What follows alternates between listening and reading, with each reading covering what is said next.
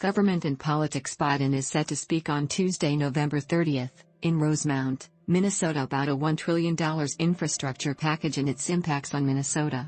Times U. Paul, Minnesota Republicans on Tuesday, November 30th, took aim at President Joe Biden over growing inflation, an increase in reports of violent crime and the administration's handling of the COVID-19 pandemic ahead of the president's visit to a Twin Cities suburb. In a set of news releases and a morning news conference, Minnesota GOP officials and lawmakers pointed to Biden's lagging approval ratings and called on the president to address pressing issues affecting Minnesotans.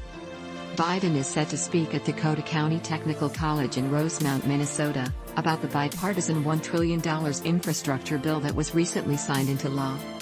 The city is part of the politically split 2nd Congressional District, where Democratic U.S. Representative Angie Craig narrowly won re-election in 2020. Craig is set to join Biden for his visit, as will other Minnesota Democratic farmer-labor policymakers. The Democrats know Angie Craig is in serious jeopardy of losing her seat in 2022 and are using their deeply flawed infrastructure legislation as an excuse to bring Joe Biden in to save Craig's FL.